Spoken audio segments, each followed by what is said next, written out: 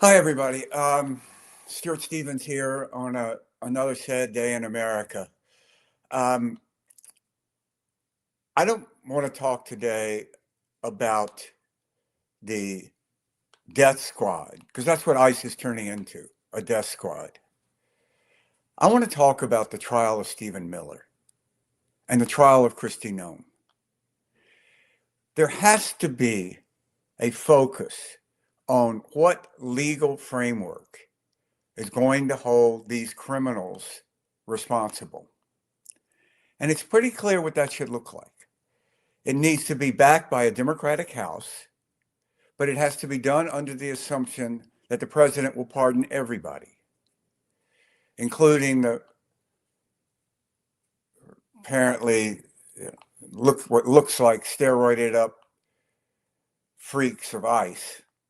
I don't know where they get these guys. You go to the last call at the back of Gold's Gym, and guys shooting up steroids who can't get a job, and throw them in an ICE uniform and give them a gun. Don't expect great things to happen. But one of the reasons that we're here now is a failure to hold Donald Trump accountable. And we can go on about why it happened. We just know it did happen. I think it happened for the best intentions by the Biden administration.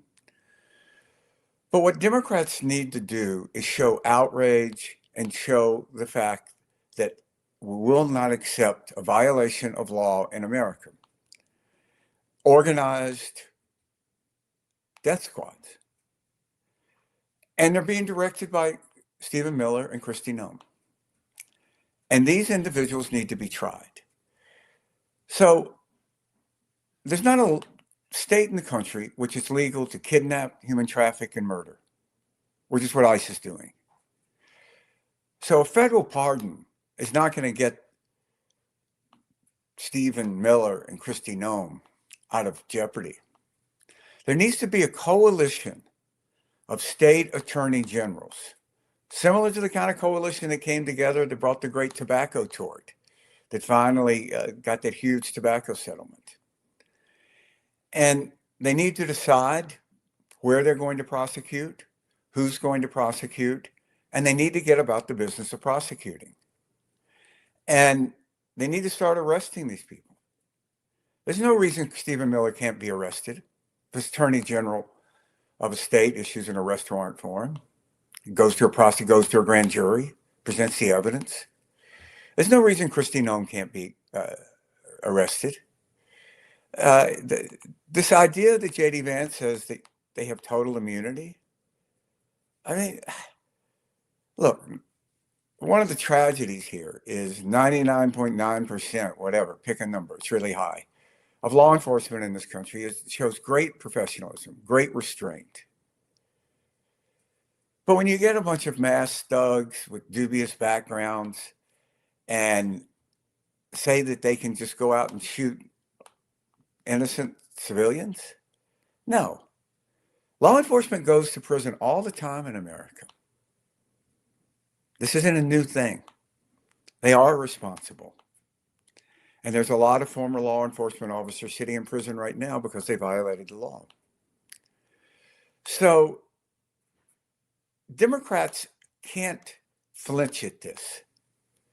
They have to go about this, and they have to accept the fact that it'll be called partisan, because no Republican is going to join in on this.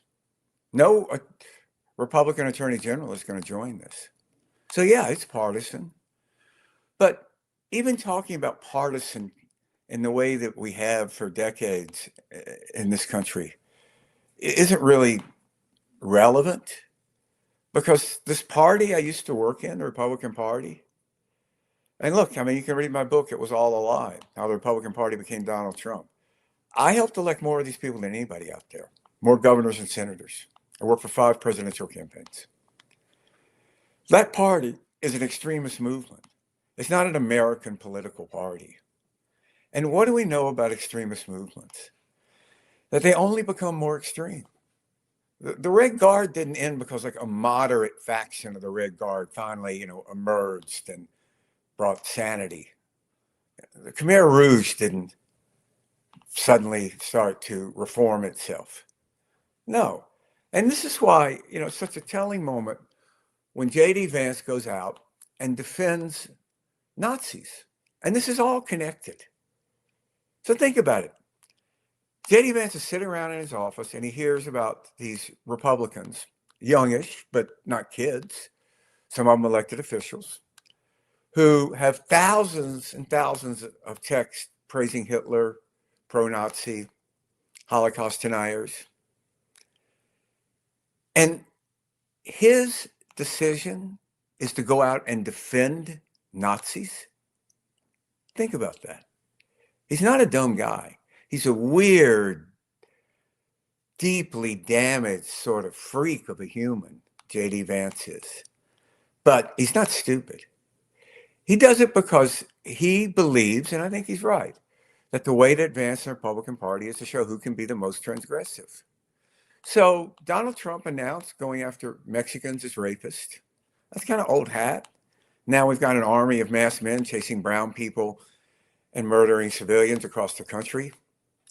So he's going to defend Nazis. And you can just see him, thinking to himself, okay, Marco Rubio, you're going to do that? You willing to do that? Of course, Marco Rubio, who I think if you told him that he had to offer one of his children as tribute to President Trump, he might screw up enough courage to say, can I pick the child? I mean, just another sad, broken character. But that party is an extremist movement that is only going to become more extreme with more and more purity tests. Starts out, Hispanics are rapists. Now we're into defending Nazis and saying that if you have a badge, you can just go shoot people in the face. Having a bad day, need to work it out, go shoot somebody.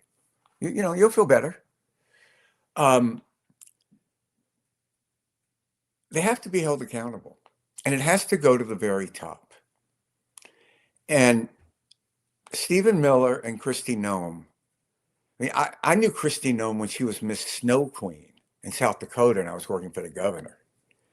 And Stephen Miller, it's not like these people, these freaks around Trump woke up in 2015 or 16 and decided they wanted to be involved in Republican politics.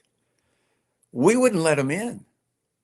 I mean, the Lewandowskis, the Stephen Millers, Jason Miller, who I'm embarrassed to say was my intern at one point, Steve Bannon, all of these freaks, Kellyanne Conway, they all tried to get involved in Republican presidential politics at a high level. And the Bush campaign wouldn't have anything to do with them, and the Romney campaign wouldn't have anything to do with them, and the McCain campaign wouldn't have anything to do with them. They're not very smart. They're using public policy and public life to work through deep personal problems. They're just freaks. And that party is what that party is now. And you can't think and kid yourself that it's going to come back to some normalcy. It's not. That party is dead. And, if you go back to 20, when the Lincoln Project was launched, there was sort of a division in anti-Trump, we'll call it. There were those, and I think everybody was very well intentioned. There were those that thought that Donald Trump was an aberration and that Republicans just needed to defeat Donald Trump. And then there were those of us in the Lincoln Project. And we said, no, Donald Trump is the Republican Party. I mean, when I wrote It Was All a Lie, I wrote in that book, Trump didn't change the party, he revealed it. And that's, I don't know any other honest conclusion to come to. People don't abandon deeply held beliefs in a few years. Excuse me. I was out outside today in Vermont where it's minus 15. So Democrats have to focus on this. And one of the key tests, I think, for the midterms and for the potential Democratic nominees for president is their ability to articulate a plan to try Stephen Miller and Kristi Noem, and the passion that they have for it. Because if we allow this to go unchecked, if we allow these people to be sitting in their office conspiring to murder people, if we allow that, what does it say about America? And so, a sad day. Hold the family of this brave man in our hearts, just as we hold the family of the brave woman who was shot. And sadly, it won't be the last. You have armed, masked men with a budget larger than all but two militaries in the world, unchecked, believing that they're impervious to any sort of prosecution. That's a nightmare scenario. That is the death squad scenario. And all we can do is call it out, not accept it, and hold dear to the conviction that these people will be held responsible. Well, thanks for joining. Talk to you soon.